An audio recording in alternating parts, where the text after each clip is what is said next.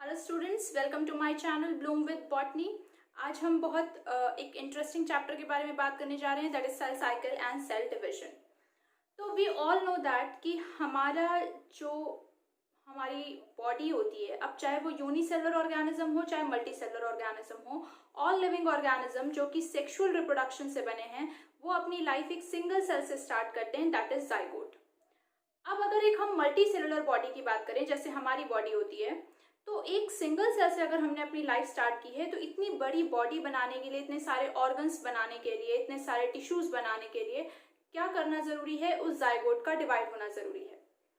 अब जब zygote divide करता है तो वो चाहता है कि उसके ही जैसा सेल दूसरा भी क्रिएट हो, यानी एक पैरेंट सेल को अपने आप को दो इक्वल डॉटर सेल्स में प्रोड्यूस करना है, और वो भी अपनी ही जैसी दो डॉटर सेल्स। तो बहुत ऑब्वियस सी बात हो गई कि डिवीजन से पहले वो अपने आप को क्या करेगा? डबल करेगा। जब अपने आप को डबल कर लेगा तब डिवाइड करेगा। तो सिंपली सेल डिवीजन क्यों होता है वो मैंने आपको बता दिया। उसका रीजन है एक मल्टी सेलुलर बॉडी बनाना, ग्रो करना। चोट लग जाए तो रिपेयर करना, कहीं आप कट लग जाए, हील होना है, रिपेयर होना है, रीजनरेट होना है, इन सारे प्रोसेसेस के लिए भी हमारा सेल डिवीजन बहुत जरूरी है। और एक हम स्पेशल केस पढ़ेंगे, दैट इज रिप्रोडक्शन, मियोसिस का, गैमीट फॉर्मेशन का। ठीक, बट हर जगह एक पैरेंट सेल जो है वो कोशिश कर रहा है कि अपनी ही जैसी दो डॉटर सेल बना ले। तो सेल डिवीजन का एक सिंपल सा डेफिनेशन है that a parent cell divides into two equal daughter cells. ठीक है, अब इस सेल को डिवाइड करने के लिए पहले कुछ काम करने पड़ते हैं। जैसे हम कोई एक्सरसाइज में या किसी इवेंट में पार्टिसिपेट करते हैं तो पहले प्रैक्टिस करते हैं। जैसे कोई रेस करने की कोशिश करता है तो पहले वार्म अप करता है, बिल्कुल वैसा ही सेल भी पहले तैयारी करेगा फिर काम करेगा। तो तैयारी क्या करेगा? मैंने आपको क्या बताया, वो अपने आप को डबल करेगा, और डबल करने में उसका सबसे ज्यादा ध्यान रहता है अपने जेनेटिक मटेरियल पर, डीएनए पर, जिसे हम जीनोम कहते हैं। तो सबसे पहले वो अपना जेनेटिक कंटेंट डबल करेगा, फिर सेल की बाकी चीजों को डबल करेगा, सेल की ऑर्गेनेलीज हो गई, साइटोप्लाज्म का कंटेंट हो गया, ये सारी चीजें डबल करेगा, और फिर जाकर कहीं डिवाइड करेगा। और अगर फिर से डिवाइड करना है तो यही काम वो फिर करेगा। तो ये तीनों काम ये लूप में कर रहा है, बार बार बार बार बार बार, अगर वो एक्टिवली डिवाइडिंग सेल है तो ये काम जहां से शुरू होते हैं वापस वहीं पहुंच जाते हैं, यानी it is a kind of cycle. तो क्योंकि ये सेल में हो रही है, सेल डिवीजन के टाइम पे हो रही है, इसीलिए इसको सेल साइकिल कहते हैं। तो what is cell cycle? It is a series of events. It is a sequence of events, and mind it, these sequence are genetically controlled. Why? Because अगर इनमें कोई भी गलती हुई तो जो डॉटर सेल्स बनेंगी वो डिफेक्टिव बनेंगी, म्यूटेटेड बनेंगी, और ऐसी डॉटर सेल्स सर्वाइव नहीं करेंगी। तो उसको बहुत ध्यान रखना पड़ता है कि उसके इन कामों में कोई गलती ना हो। तो वो ये तीन काम सीक्वेंस में करता है, highly regulated, highly controlled way में करता है।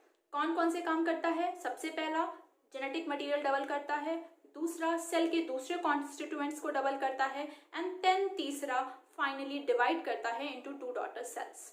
तो हम सेल साइकिल को कैसे डिफाइन कर सकते हैं? It is a sequence of events by which cell duplicates its genome, cell synthesizes its cellular components and finally divides into two daughter cell.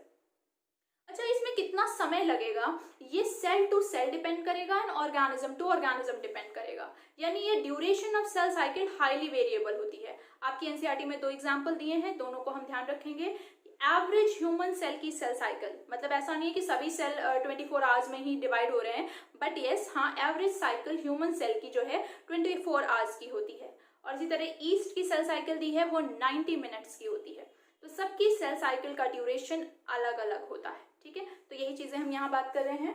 ये देखिए, cell division is a process by which parent cell divides into two daughter cells. It is genetically regulated sequence of events by which a cell duplicates its genome, सबसे important चीज, synthesizes the other cell constituents, then eventually divides into two daughter cells. And duration of cell cycle varies from organism to organism and cell to cell. जैसे मैंने दो example यहाँ coat किए हैं, human cell cycle का duration 24 hours और yeast cell cycle का duration 90 minutes. अब आप खुद देख रहे हो कि तीन काम हो रहे हैं, सीक्वेंस में बार बार हो रहे हैं, लेकिन इन तीन में से एक काम एक्चुअल डिविजन का है। यानी सेल साइकिल मेनली ड्यूरेशन जो सेल साइकिल का होता है वो उसकी प्रिपरेशन का होता है, उसे प्रिपरेटरी फेज या इंटरफेज कहते हैं। तो अब सेल साइकिल को समझने के लिए हमने सेल साइकिल को दो पार्ट्स में डिवाइड किया है, interphase and M phase. Inter का मतलब जानते हैं ना, दो चीजों के बीच आने वाला, यानी दो एक्चुअल डिवीजन के बीच का जो फेज है दैट इज इंटरफेज।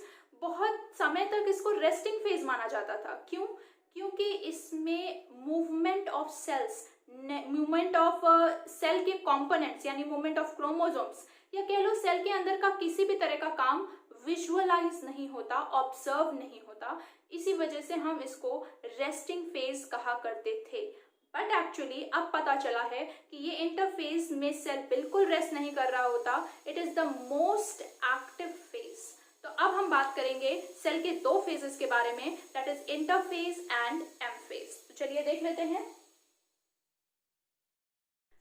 तो now we are talking about the parts of cell cycle. As I told you, दो पार्ट्स में हमने डिवाइड किया है। इंटरफेज, वर्ड इंटर क्यों यूज हुआ है? इंटर का मतलब होता है दो चीजों के बीच में आने वाला। तो दो सक्सेसिव डिवीजन फेजेस के बीच में जो तैयारी करने का फेज होता है उसे इंटरफेज कहते हैं। ये इंटरफेज सबसे ज्यादा टाइम लेता है, 3 स्टेप में से 2 स्टेप इसी के होते हैं और ज्यादा टाइम टेकिंग स्टेप्स होते हैं, यहाँ सारी तैयारी करनी पड़ती है। तो ये पूरी सेल साइकिल का 95% टाइम ले लेता है। फॉर एग्जाम्पल, ह्यूमन की सेल साइकिल का ड्यूरेशन मैंने आपको बताया था 24 आवर्स होता है। इसमें से सिर्फ 1 घंटे में एक्चुअल एम फेज होता है, बाकी 23 आवर्स उसकी प्रिपरेशन का फेज ही लग जाता है। ऑल्दो यहाँ इतना काम होता है, इट इज मोस्ट एक्टिव, यहाँ पे सिंथेसिस होती है, बायोसिंथेटिक होता है, बट स्टिल अर्लियर इसको हमने रेस्टिंग फेज कहा था क्योंकि कोई मूवमेंट विजुअलाइज नहीं होता। अगर आप एक इंटरफेस को देखोगे अपने माइक्रोस्कोप के अंडर तो आपको कुछ समझ में नहीं आएगा कि उसमें एक्चुअली कुछ हो रहा है, बल्कि उसे हम मोस्ट ड्रामेटिक फेज कहते हैं क्योंकि यहाँ सारे क्रोमोसोम्स का मूवमेंट दिखाई देता है। तो ड्रामा मीन्स मूवमेंट, तो यहाँ इसको हम एक्चुअल डिवीजन फेज या ड्रामेटिक फेज कहते हैं। तो अब देख लेते हैं 2 phases of the cell cycle, interphase and M phase. It is the phase between 2 successive M phase and it is the phase of actual cell division. It lasts for 95% duration of cell cycle. It lasts for only 5%. Earlier it was termed as resting phase because no movements are visible, but this is the most dramatic phase because chromosomal movements are clearly visible. लेकिन it is the most active phase, ये term उसके लिए गलत है, वो बिल्कुल rest नहीं कर रहा होता है, बहुत काम कर रहा होता है। It is the most active preparatory phase, biosynthetic phase. यहाँ पे प्रिपरेशन चल रही होती है, बायोसिंथेसिस चल रही होती है, जिन चीजों की जरूरत होती है, सो it is the most active phase. Further इसको हमने डिवाइड किया है 3 फेजेस में, that is G1 phase, S phase and G2 phase. इसके बारे में मैं अभी आपको डिटेल में समझाऊंगी। और यहाँ पर इसको हमने 2 पार्ट्स में डिवाइड किया है, karyokinesis, karyo word is used for nucleus, kinesis मतलब division, so it is division of nucleus, and cytokinesis division of cytoplasm. तो अब हम फर्दर इसके ये जो 3 फेजेस हैं G1, S एंड G2, इनके बारे में डिटेल में बात करेंगे। तो let's talk about the 3 phases of interphase. तो अब हम बात करने जा रहे हैं 3 फेजेस की। सबसे पहला फेज इज G1 फेज। देखो भाई, इस पूरे इंटरफेज में जो सबसे इंपॉर्टेंट फेज आता है वो होता है S phase, S synthesis phase. क्यों? क्योंकि मैंने आपको पहले भी बताया है कि सेल का पूरा फोकस है कि वो अपने जेनेटिक मटेरियल को डबल कर ले और वो काम एस फेज में होता है। ठीक है, अब कोई भी काम करने से पहले उसमें लगने वाले रॉ मटेरियल्स आपके पास होने चाहिए। भाई अगर आपको चाय बनानी है तो ऐसे थोड़ी कि सोचा और बन गई, उसके लिए रॉ मटेरियल्स होने चाहिए ना, सारे इंग्रेडिएंट्स होने चाहिए आपके पास। कुछ बनाने के लिए फ्यूल होना चाहिए, ईंधन होना चाहिए, तभी आपकी वो प्रोडक्ट बनेगा। बिल्कुल उसी तरीके से सेल साइकिल में अगर हमें डीएनए डबल करना है तो पहले उसमें लगने वाले रॉ मटेरियल्स को पहले बना के रखना पड़ेगा। तो वो रॉ मटेरियल्स क्या है? डीएनए क्या होता है? Deoxy ribo nucleic acid. तो डीऑक्सी राइबो न्यूक्लिक एसिड बना होता है डीऑक्सी राइबो न्यूक्लियोटाइड से। तो पहले आपको क्या चाहिए? डीऑक्सी राइबो न्यूक्लियोटाइड चाहिए। उस काम को करने के लिए एंजाइम्स चाहिए, एंजाइम्स प्रोटीन्स होते हैं, अमाइनो एसिड्स चाहिए, एनर्जी चाहिए जो कि एटीपी जीटीपी के फॉर्म में होती है, और कोई भी प्रोटीन अमाइनो एसिड बनाने के लिए आपको आरएनए भी चाहिए, तभी उसका ट्रांसलेशन होकर प्रोटीन बन सकती है। तो ये सारे रॉ मटेरियल्स आपको चाहिए। इंटरफेज में जो हमने 3 फेजेस के नाम लिए हैं G1, S एंड G2, इसमें मेन फेज मैंने आपको बताया कौन सा है? S। तो S से पहले होने वाला जो पीरियड है उसको कह दिया गैप 1 और एस के बाद वाला गैप 2। तो यानी बाकी दोनों को हमने गैप्स कंसीडर किया क्योंकि हमारा मेन फोकस किस पर है, एस फेज पर है। ठीक, तो पहले हम गैप 1 की बात कर रहे हैं। जैसे ही पिछला माइटोसिस खत्म हुआ वैसे ही नया माइटोसिस के लिए जो तैयारी हमें करनी है उसमें पहले जो टाइम लगता है सिंथेसिस के पहले वाला, उसे गैप 1 कहते हैं। इसीलिए इसको पोस्ट माइटोटिक भी कहते हैं क्योंकि ये पिछले डिवीजन के बाद वाला फेज है, post mitotic. So gap 1 is the growth 1 phase, first growth phase और पोस्ट माइटोटिक फेज, या कह लो it is the duration between the actual division, previous division and the initiation of DNA replication for the next cycle. क्या होगा यहाँ पर, दो बहुत इंपॉर्टेंट काम होंगे। पहला, सभी सेल ऑर्गेनेल्स डुप्लीकेट करेंगे except 3, mitochondria, Golgi complex and chloroplast. इनमें से 2 तो सेमी ऑटोनॉमस हैं जिनमें डीएनए होता है और जब तक डीएनए बनेगा नहीं तब तक वो रेप्लिकेट होंगी नहीं। और दूसरा काम क्या होगा, एस फेज में लगने वाले सभी रॉ मटेरियल्स यहाँ सिंथेसाइज हो जाएंगे। These are the 2 main important events of this phase, ये हमको ध्यान रखना है। और एक टर्म यूज होता है, क्वेश्चन आता है कि साइटोप्लाज्म कहाँ इंक्रीज होता है, that occurs through out the interface. तो हम हर जगह ये वर्ड यूज कर सकते हैं that the cell size increases. यहाँ पे हमने इसको लिख दिया है। ठीक है, तो देखिए the first phase is G1 phase, gap 1 phase, first growth phase और पोस्ट माइटोटिक, क्योंकि ये पिछले डिविजन से बाद में हो रहा है। It is the interval between mitosis and the initiation of DNA replication. अभी मैं आपको एक सेल साइकिल ड्रॉ करके दिखाऊंगी और उसमें आपको साफ साफ समझ में आएगा कि किस तरीके से ये पिछले डिवीजन और डीएनए रेप्लिकेशन के बीच का समय होता है। 2 इंपॉर्टेंट पॉइंट मैंने हैशटैग करके यहाँ पे आपको लिखवा रखा है। इन 2 पॉइंट्स पर आप थोड़ा ज्यादा फोकस करेंगे। लास्ट वाला पॉइंट तो is common for throughout the interphase, but these 2 points are very important. क्या हो रहा है यहाँ पे, most of the cell organelles duplicate except mitochondria, chloroplast, Golgi apparatus. इन तीनों को छोड़कर सेल में जितनी सेल ऑर्गेनेल्स हैं वो सब यहाँ डबल हो जाएंगी। Synthesis of raw materials for the S phase में लगने वाले रॉ मटेरियल्स की यहाँ सिंथेसिस हो जाएगी। और क्या है वो raw materials, RNA that is nucleotides, proteins and enzymes that is amino acids and energy like ATP, GTP etcetera. तो ये क्वेश्चन कई बार आता है कि आरएनए और प्रोटीन की सिंथेसिस किस फेज में होती है, तो हमेशा ध्यान रखिएगा it is G1 phase. And obviously ये सब चीजें आप बढ़ाओगे तो सेल का साइज क्या हो जाएगा, वो इंक्रीज हो जाएगा। अब एक बहुत इंपॉर्टेंट चीज कि ये जो ड्यूरेशन है G1 फेज का, ये हाईली वेरिएबल होता है। मतलब अलग अलग सेल में अलग अलग टाइप का होता है। जो सेल पहली बार सेल डिवीजन में एंटर करते हैं, जिन्होंने अभी अभी अपना काम स्टार्ट किया है, उनमें ये लॉन्गेस्ट फेज होता है। तो अगर आप पुरानी एनसीईआरटी के सेल साइकिल का डायग्राम देखेंगे तो वहाँ एस फेज को लॉन्गेस्ट बनाया है, लेकिन अब करेक्शन आ चुका है। अब हम G1 फेज को सबसे लंबा दिखाते हैं। ये उन सेल्स के लिए है जो सेल पहली बार डिवीजन कर रहे हैं। भाई आप खुद सोचो, जब आप कोई काम पहली बार जमाते हो, जब कोई काम पहली बार स्टार्ट करते हो, तो स्टार्टिंग में थोड़ा सा लैग लगता है, थोड़ा सा टाइम लगता है। तो कभी भी कोई सेल पहली बार सेल साइकिल में एंटर कर रहा है तो उसे सारी चीजें फर्स्ट टाइम करनी है, तो वो बहुत धीरे धीरे वो काम करेगा, बहुत आराम से, क्योंकि उसे आदत नहीं है उस चीज की, तो उसे टाइम लगेगा। तो उसका G1 फेज लॉन्गेस्ट हो जाएगा। लेकिन अगर वही फेज मेरिस्टेमेटिक है, डिवाइडिंग है, रैपिडली डिवाइडिंग है, एक्टिवली डिवाइडिंग है, बार बार डिवीजन कर रहा है, सेल साइकिल की उसको आदत है, देन इन दैट केस वो थोड़ा कंपैरेटिवली शॉर्टर हो जाएगा। अच्छा, कुछ सेल्स ऐसे भी होते हैं जो डिवीजन कर रहे होते हैं, लेकिन अब एक पॉइंट के बाद वो डिवाइड नहीं करना चाहते क्योंकि उनको एक काम दे दिया गया है। They are functionally specialized. इस प्रोसेस को कहते हैं differentiation and the cell is known as differentiated cells. तो ऐसे सेल अब डिवीजन नहीं करना चाहते, तो ऑब्वियसली वो सेल साइकिल में नहीं रहना चाहते। तो ऐसा नहीं कि वो सेल साइकिल का हिस्सा नहीं होते, लेकिन वो सेल साइकिल से थोड़ा अलग हो जाते हैं, सस्पेंड हो जाते हैं, वो G1 फेज को ही एग्जिट करते हैं। क्योंकि अगर उन्होंने एस फेज कर लिया तो आगे उन्हें डिवीजन करना ही पड़ेगा। क्यों, ये चीज अभी मैं आगे आपको समझाऊंगी। तो अगर किसी सेल को सेल साइकिल से बाहर निकलना हो, डिवीजन छोड़ना हो, तो वो किस फेज से सेल साइकिल को सस्पेंड करेगा, G1 फेज से। वो G1 फेज को एग्जिट करके सेल साइकिल को सस्पेंड कर देगा और जिस फेज में एंटर करेगा उसे कहेंगे G0 फेज या क्विसेंट फेज। अब बहुत बार बच्चे मुझसे पूछते हैं कि मैम ये फेज परमानेंट होता है या temporary. It can be both depending upon the type of the cell and the type of function it is performing. एक एग्जाम्पल से समझाती हूँ मैं आपको। जैसे हमारे ब्रेन का सेल, ब्रेन का सेल अगर एक बार डिवाइड होकर उसे फंक्शन मिल चुका है, फिर वो कभी डिवीजन में वापस नहीं आ सकता।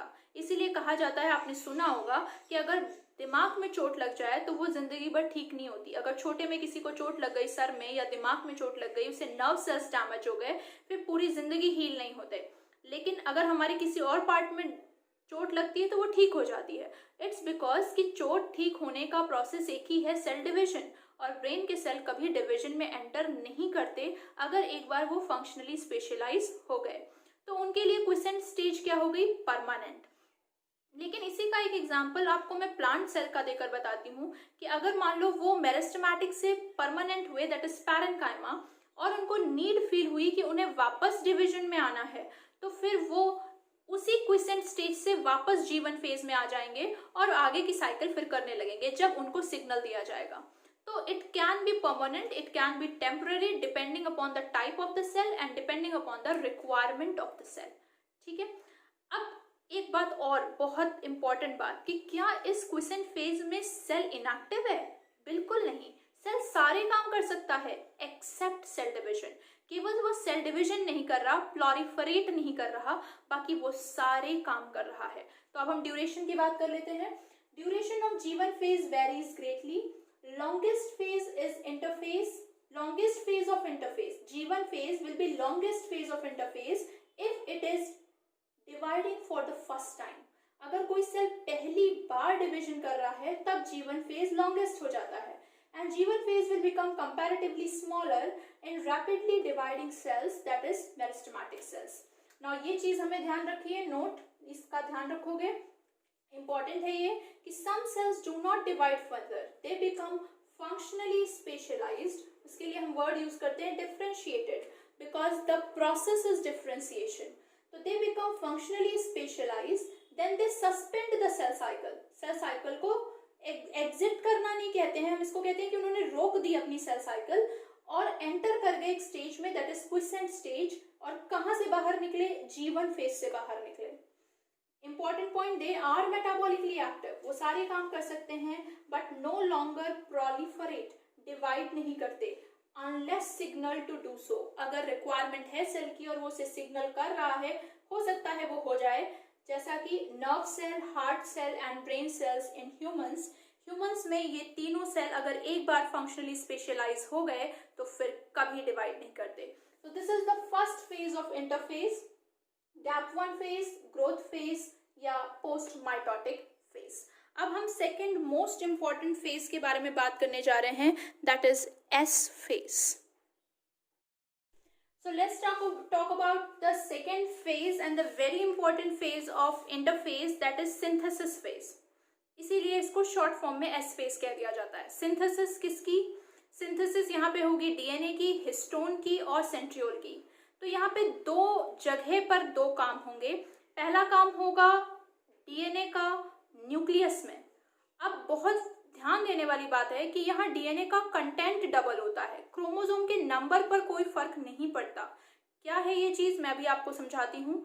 दूसरा काम क्या होगा, डीएनए को कंडेंस करने वाला, डीएनए को पैकेज करने वाली जो प्रोटीन्स होती हैं, हिस्टोन प्रोटीन्स, क्योंकि हमें सेल डिवीजन के टाइम पर डीएनए को कंडेंस करके क्रोमोसोम के फॉर्म में कन्वर्ट करना है, तो उसके लिए जो प्रोटीन चाहिए वो भी यहीं सिंथेसाइज होंगी, न्यूक्लियस में सिंथेसाइज होंगी। और साइटोप्लाज्म में जो सेंट्रियोल्स हैं, सेंट्रियोल्स मैंने आपको प्रीवियस चैप्टर में पढ़ाए हैं, सेंट्रियोल्स जो हैं जो स्पिंडल फाइबर फॉर्मेशन करते हैं, जिनकी जरूरत पड़ेगी सेल डिवीजन में, वो यहाँ डुप्लीकेट हो जाएंगे। ठीक है, तो ये मेन काम होंगे। तो यहाँ देखिए, इन न्यूक्लियस दो काम हो रहे हैं दो जगह पर। एक तो हो रहा है इन द न्यूक्लियस और दूसरा हो रहा है इन साइटोप्लाज्म। न्यूक्लियस में क्या हो रहा है, डीएनए का मॉलिक्यूल डबल हो रहा है, हिस्टोन की प्रोटीन डबल हो रही है। और साइटोप्लाज्म में क्या हो रहा है, सेंट्रियोल डबल हो रहा है। लेकिन इन एनिमल सेल लिख दिया है मैंने, क्योंकि मैं पहले भी आपको बता चुकी हूँ प्लांट सेल में सेंट्रियोल्स नहीं होते। अब हम ये जो पॉइंट लिखा हुआ है, that DNA molecule of each chromosome replicates, that is chromosome duplication. लेकिन नीचे एक नोट लिखा है मैंने, number of chromosome remain same but the content duplicates, that is 4C। इसको जरा समझ लेते हैं, ये बहुत कंफ्यूजन होता है आप लोगों को, प्लीज इस बात पर ध्यान दीजिए। देखिए, हम क्या करते हैं, नंबर ऑफ क्रोमोसोम्स को n से रिप्रेजेंट करते हैं कंटेंट ऑफ डीएनए को, इस क्रोमोसोम में कितना कंटेंट है उसको हम C से रिप्रेजेंट करते हैं, जिसको हम पिकोग्राम में मेजर करते हैं। पिकोग्राम आपको मालूम होगा 10⁻⁻12 ग्राम, और मोर स्पेसिफिकली इसको हम कहें तो it is the number of set of chromosome.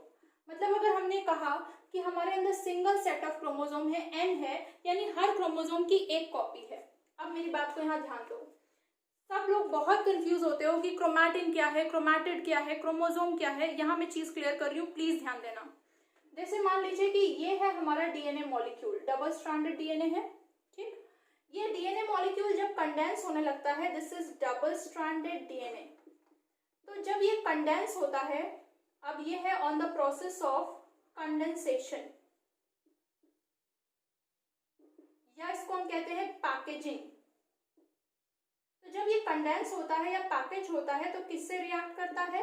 Histone protein से, histone and non histone proteins, ठीक है। हिस्टोन प्रोटीन यहां बन रही है, नॉन हिस्टोन प्रोटीन के बारे में मैंने आपको बताया था, scaffold proteins, intermediate filaments, yes. अब ये बन जाएगा क्रोमैटिन। तो आपको डीएनए और क्रोमैटिन में अंतर समझ में आया? क्रोमैटिन हम पहले भी लास्ट चैप्टर में बात कर चुके हैं, it is DNA, RNA, histone and non histone, चारों चीजें मिलकर क्रोमैटिन बनती है। मैंने सिर्फ डीएनए के रिस्पेक्ट में बताया because we are talking about chromosome. Now ये जो क्रोमैटिन है, अब जैसे मान लो कि कोई नॉर्मल सेल है, नॉर्मल पैरेंट सेल, ठीक है। मान लेते हैं उसमें नंबर ऑफ क्रोमोसोम जो है, यानी कि n जो है वो मान लेते हैं कि 4 है समझने के लिए, और इन 4 क्रोमोसोम्स में कंटेंट जो है, कंटेंट ऑफ डीएनए जो है वो मान लेते हैं कि 4 पिकोग्राम है, अगेन समझने के लिए, ठीक। जैसे इसका अगर हम एग्जांपल लें कि मान लो कि हमारे पास एक लड्डू है, ठीक है, लड्डू का एग्जांपल लेती हूँ मैं। एक लड्डू है हमारे पास जो कि 5 ग्राम का है। अब मुझे ये लड्डू 2 लोगों में बांटना है और इक्वल बांटना है, यहाँ कोई धोखाधड़ी, कोई बायसनेस, कोई तरफदारी नहीं चलेगी। दोनों डॉटर सेल्स को इक्वल मिलना चाहिए और 5 ग्राम का ही मिलना चाहिए। जब मेरे पास ही 5 ग्राम है तो मैं 2 को 5-5 ग्राम कैसे बांटूंगी? तो मैंने क्या किया, पहले अपने लड्डू के कंटेंट को बढ़ाया, ठीक। अब अगर मान लो आपके पास 2 तरीका है, अगर आपके पास ये लड्डू है 5 ग्राम का, तो एक तो तरीका है कि आप इसको 10 ग्राम का कर दो, और उसके बाद 2 में डिवाइड करो। तो मान लो आप ऐसे डिवाइड कर रहे हो, तो एक लड्डू ये 5 ग्राम गया, एक लड्डू ये 5 ग्राम गया, पर क्या ये वैसा ही लड्डू दिख रहा है जैसा पैरेंट का था? नहीं। तो क्या करें, मान लो कि ये लड्डू है 5 ग्राम का, तो इसको हम 10 ग्राम का करें, लेकिन इस तरीके का कर दें, 5 ग्राम इधर और 5 ग्राम ये इधर, ठीक। तो ये क्या हुआ, ये टोटल 10 ग्राम है, तो कंटेंट डबल कर दिया, पर लड्डू अभी भी एक है। क्यों एक कह रहे हैं? क्योंकि जुड़े हुए हैं। कब 2 कहेंगे? जब अलग हो जाएंगे। अब इसको अलग करना बड़ा आसान है, 5 ग्राम इधर कर दिया, 5 ग्राम इधर कर दिया, दोनों डॉटर सेल को बिल्कुल वैसा ही लड्डू मिला जैसा पैरेंट सेल में था। मेरी बात सबको समझ में आ रही है कि ये तरीका है? हमने क्या किया, पहले कंटेंट डबल किया, पर इसको हम अभी भी एक ही लड्डू कहेंगे। इसका कंटेंट भले डबल है बट नंबर डबल नहीं हुआ है, और फिर जब इसको हम डिवाइड कर देंगे तब ये 2 लड्डू में डिवाइड हो जाएगा। बिल्कुल ऐसा ही होता है क्रोमोसोम्स के साथ। चलिए देख लेते हैं, बिल्कुल यही चीज क्रोमोसोम के टर्म्स में मैं आपको समझाना चाह रही हूँ। जैसे मान लो मैंने कहा कि किसी पैरेंट सेल में 4 क्रोमोसोम थे, तो मान लो ये उसका क्रोमैटिन मटेरियल था, this is chromatin, chromatin of normal parent cell. तो जब ये नॉर्मल पैरेंट सेल था तो उसके पास ये 4 क्रोमोसोम थे, ठीक है, 1 2 3 4, एन नंबर 4 था। अब अगर इसको इतने ही क्रोमोसोम 2 डॉटर सेल में भेजने हो तो वो क्या करेगा, अपना कंटेंट डबल करेगा। तो कंटेंट कैसे डबल करेगा? इस तरीके से, ये देखिए कंटेंट डबल हो रहा है, ठीक। तो अभी भी क्रोमोसोम का नंबर 4, लेकिन हर क्रोमोसोम में डीएनए का कंटेंट डबल। अब जब आप इसको अलग अलग करोगे तो एक लाइन इधर कर दो, एक इधर, तो जब चारों को अलग करोगे तो 8 हो जाएंगे, तो 4 आप इधर भेज पाओगे और 4 आप इधर भेज पाओगे। बात समझ में आ गई? तो ये कह रहा है कि जब एस फेज होता है तो ये हो जाता है, का नंबर सेम रहता है लेकिन उनमें कंटेंट डबल हो जाता है। फिर देखिए यहाँ पे DNA molecule of each chromosome replicates, her chromosome का डीएनए मॉलिक्यूल रेप्लिकेट कर गया, इसको कहते हैं क्रोमोसोम का डुप्लीकेशन। लेकिन क्रोमोसोम डुप्लीकेशन से ये बिल्कुल नहीं कंफ्यूज होना है कि उनके क्रोमोसोम के नंबर पे कोई आंसर आएगा। The number of chromosome remains same but content duplicates. तो ये तो 2n का 2n ही रहा। मान लो हम इसको कहते हैं, ये मैंने n क्यों लिया क्योंकि हर क्रोमोसोम की एक कॉपी है। अगर हर क्रोमोसोम की 2 कॉपी होती तो हम कहते हैं कि ये 2n है।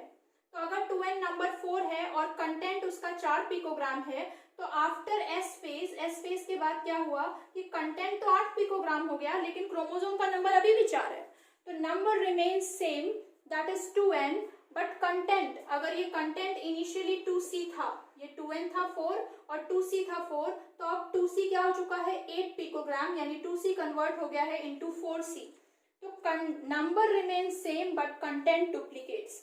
नंबर पे कोई अंतर नहीं पड़ेगा लेकिन कंटेंट डबल हो जाएगा। ये चीज बहुत इंपॉर्टेंट है और ये पूरे माइटोसिस में, पूरे सेल डिवीजन में आपको समझ में आनी चाहिए। तो इज दैट क्लियर? नंबर को रिप्रेजेंट करेंगे n से, कंटेंट को रिप्रेजेंट करेंगे c से। अगर कोई नॉर्मल पैरेंट सेल है जो डिप्लॉयड है तो उसमें 2n 2c कंडीशन होती है, तो नंबर विल रिमेन सेम, 4 का 4 ही है लेकिन कंटेंट डबल हो गया। तो एस फेज में ये होता है डीएनए डबल हो जाता है, हर क्रोमोसोम का डीएनए डबल हो जाता है और हर क्रोमोसोम के डीएनए डबल हो जाने के कारण अब हर क्रोमोसोम में हमें 2 सिस्टर क्रोमैटिड्स दिखने लगती हैं। Each chromosome will have now 2 sister chromatids. After the content doubles, each chromosome will have 2 sister chromatids, जिससे आसान हो जाएगा दोनों को अलग करना।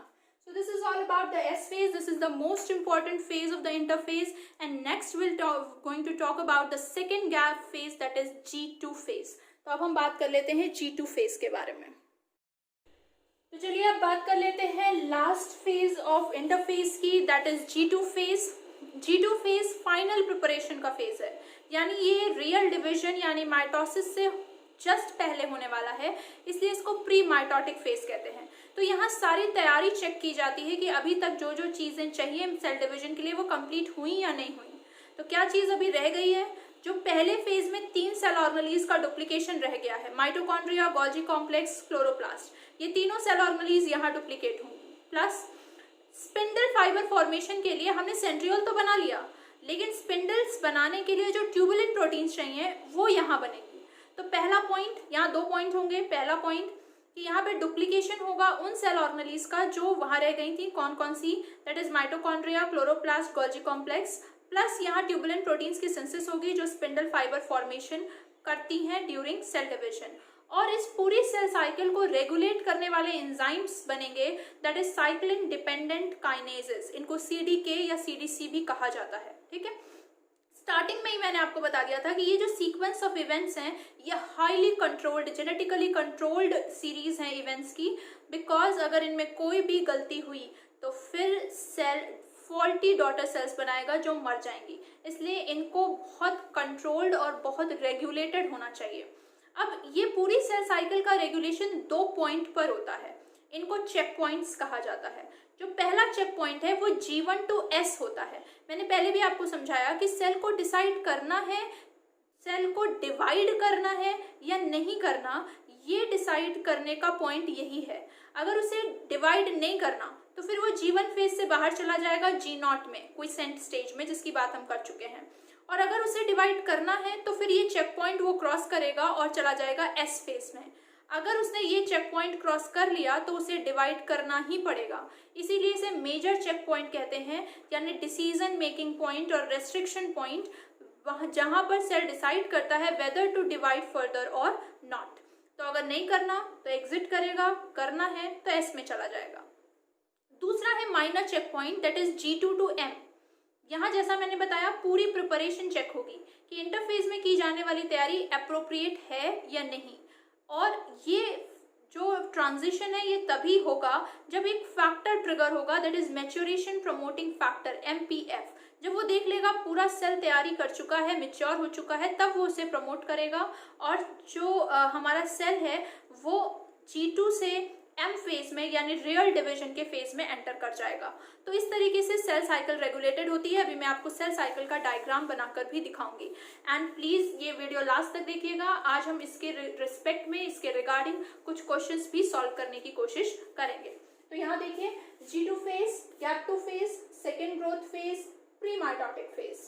This is the phase of final preparation that includes 2 point duplication of mitochondria, Golgi apparatus and chloroplast, and synthesis of tubulin proteins for spindle fiber formation and CDK enzymes, that is cyclin dependent kinases for cell cycle regulation. Cell cycle को regulate करने के लिए cyclin dependent enzymes, ठीक।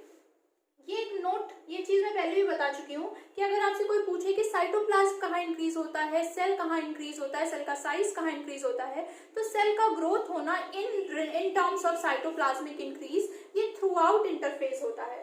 Cell growth in terms of cytoplasmic increase is a continuous process and occurs throughout interphase. Now the regulation of cell cycle.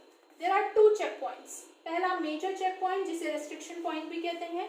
It is transition from G1 phase to S phase. ये transition है from G1 phase to S phase और ये important क्यों है?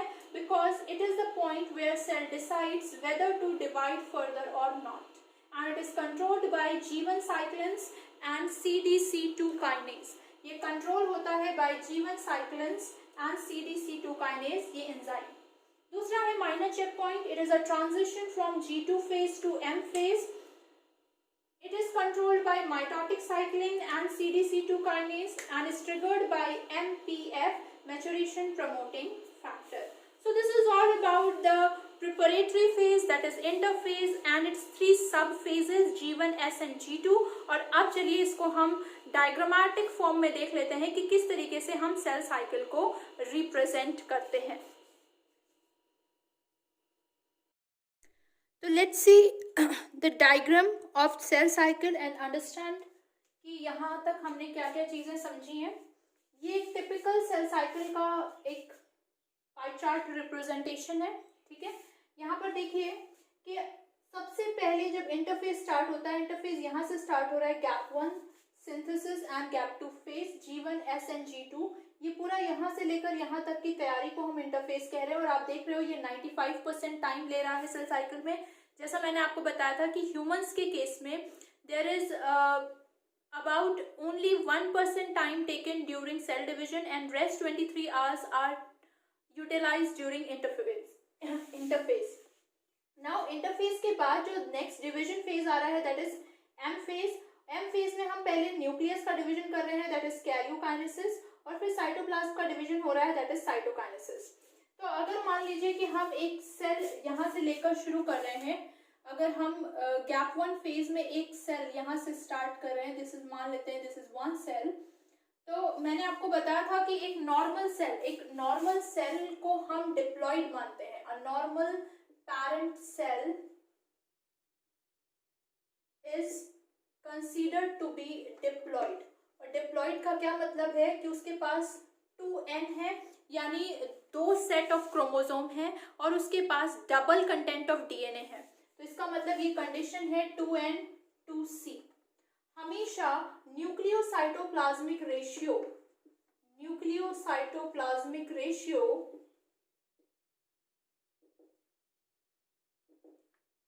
should be 1 for a stable cell, यानी n/c ratio must be 1। तो देखो यहाँ पे क्या है, 2n/2c क्या हो जाएगा 1। लेकिन जब ये सेल डिवाइड कर रहा होगा तो ये सेल S फेज में एंटर करेगा। S फेज में क्या समझाया था मैंने आपको कि number of chromosome will remain same but the content will double. तो अगर ये पैरेंट सेल जो है, ये हमने बात की कि n/c रेशियो 1 होना चाहिए, लेकिन अगर पैरेंट सेल